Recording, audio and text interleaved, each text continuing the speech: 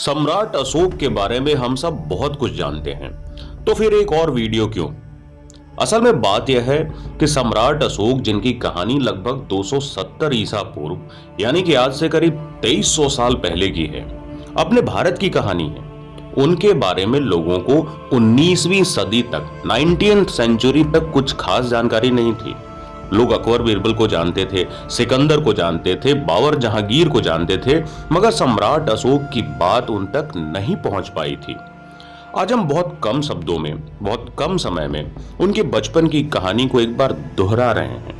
Video पसंद आए तो चैनल को लाइक, सब्सक्राइब और जरा सा शेयर कर दीजिएगा प्लीज।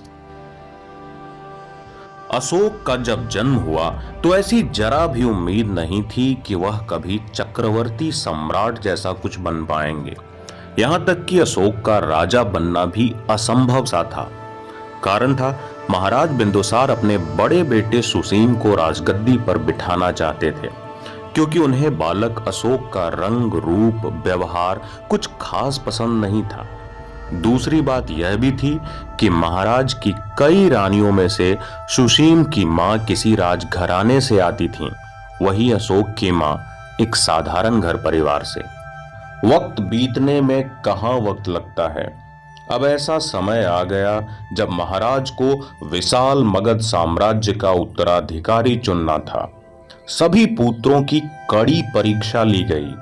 घुड़सवारी, तलवारबाजी, युद्ध कौशल, राजनीति, रणनीति, सभी तरह की परीक्षाओं से गुजरने के बाद मंत्रिमंडल और ज्योतिष से सलाह मशवरा किया गया।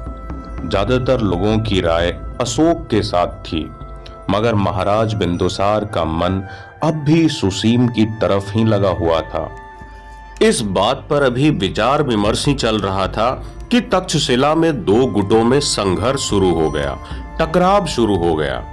तक्षशिला मगध साम्राज्य का ही एक राज्य था। तब अशोक की उम्र थी लगभग 18 साल। इस विद्रोह को शांत करने के लिए उन्हें ही भेजा गया। लोगों को जब यह पता चला कि अशोक स्वयं जनता के बीच आ रहे हैं, आधी लड़ाई तो वहीं खत्म हो गई और बचा खुचा अशोक के समझाने और सुलह करने से समाप्त हो गया।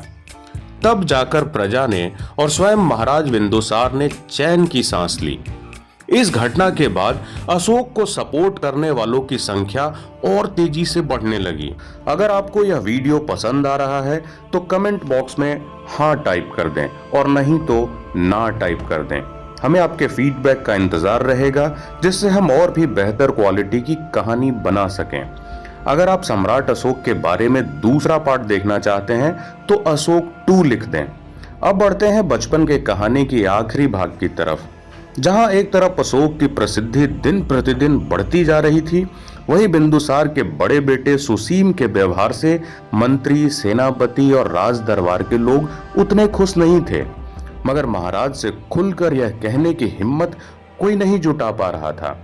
उसी दौरान अशोक को उज्जैन का गवर्नर यानी राज्यपाल बना दिया गया। तक्षशिला में एक बार फिर से विद्रोह की सुगबुगाहट होने लगी।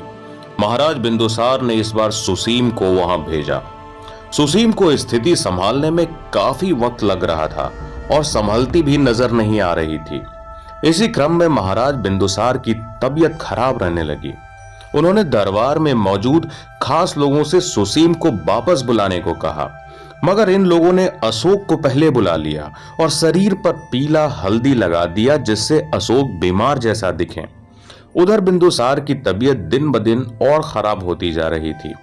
सभी लोगों ने सलाह दी कि सुसीम को आने में वक्त लगेगा, तब तक अशोक को ही राजा बना दिया जाए। मगर महाराज बिंदुसार ने साफ इनकार कर दिया। कहते हैं तब अशोक ने स्वयं को मौर्य वंश का तीसरा सम्राट घोषित कर दिया। राजगद्दी पर तो अशोक बैठ गए, लेकिन पूरी तरह से राजकाज चलाने के लिए उन्हें अपने भाइयों से 3-4 साल तक कड़ा संघर्ष करना पड़ा था। Thank you for watching and stay tuned.